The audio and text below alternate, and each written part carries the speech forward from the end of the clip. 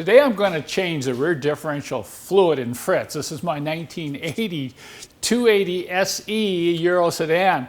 You know, this car is 37 years old. I have no maintenance records as far as the rear differential goes, but from my experience, most of the time this stuff never gets changed. Who knows, it might be original in there. We're gonna get a chance to see what that looks like when I drain it out. But this is a service that is often neglected. I think one of the reasons is there's no specific factory recommendation from Mercedes-Benz on when you should change it. I think they think you should just check it and leave it in there for the life of the car. But together, let's drain this out and see what it looks like. And we can decide together whether you should leave it in there for the life of the car.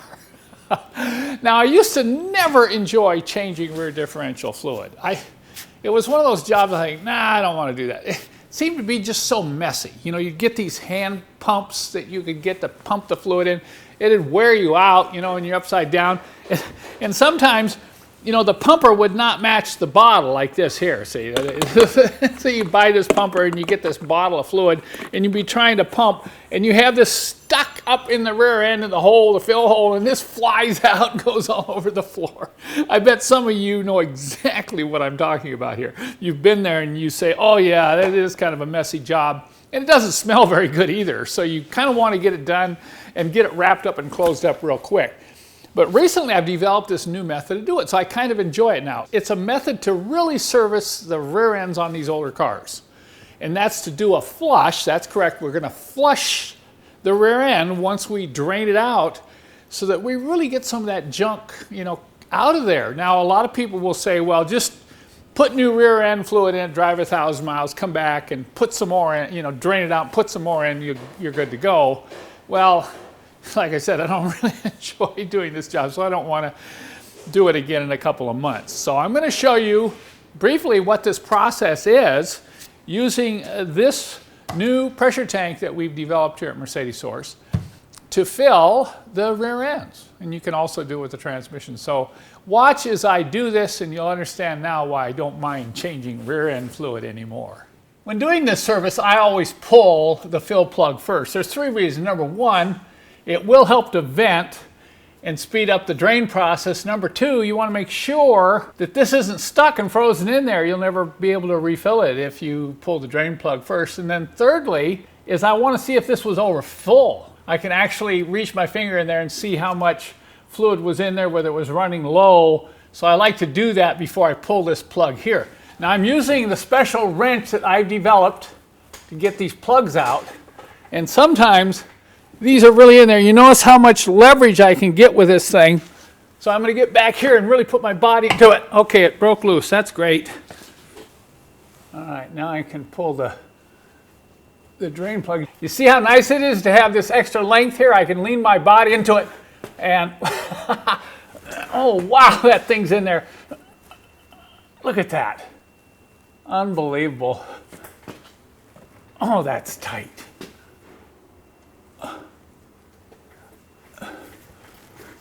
Come on, baby!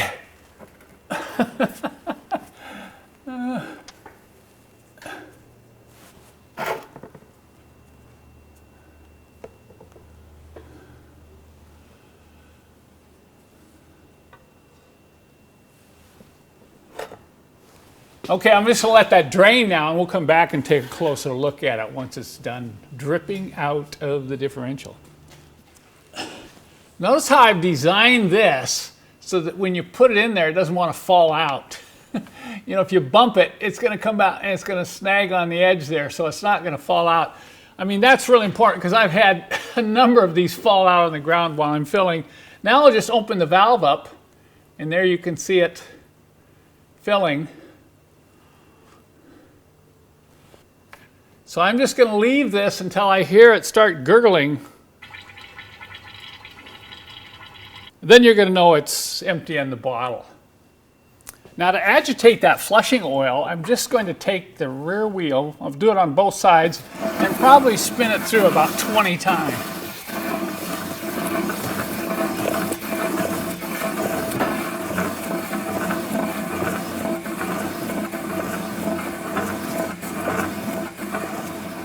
Okay, now I'll go do it on the other side, and then we're going to drain that out in a different pan. You can see how much differently it comes out. Now, I talked earlier about this being a venting plug, so I'm going to go ahead and pull this out and I'll watch it shoot out.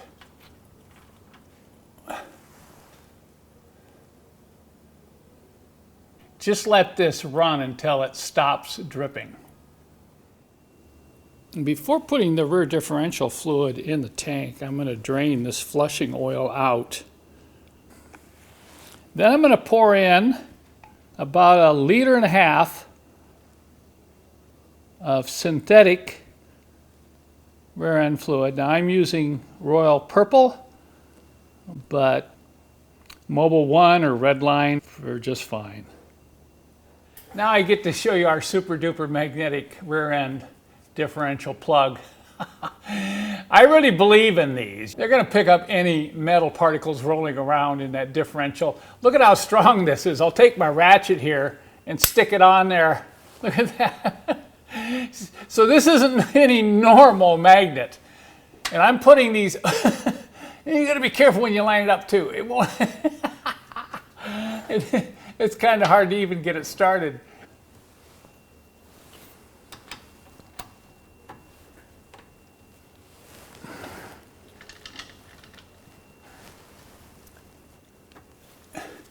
It does help to put it on a socket to get it lined up.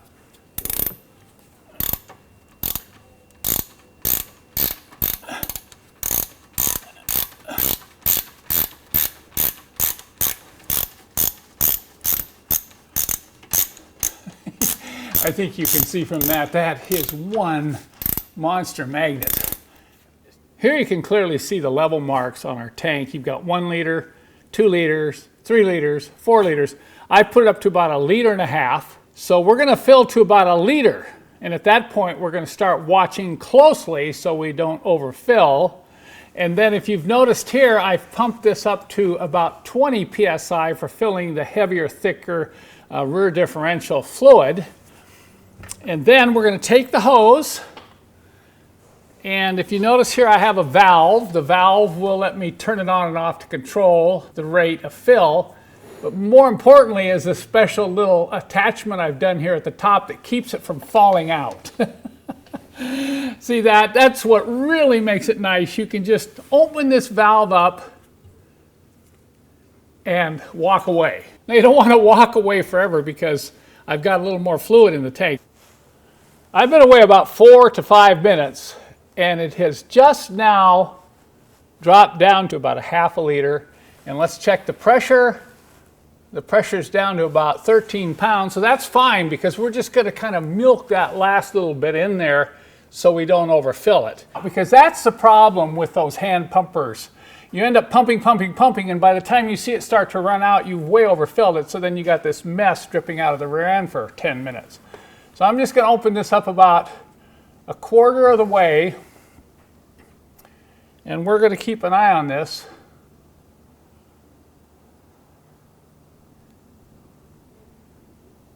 Look at that, there it comes.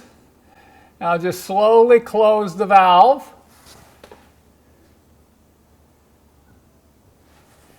And now we'll ease the hose out, let it kind of drip as we ease it out of there.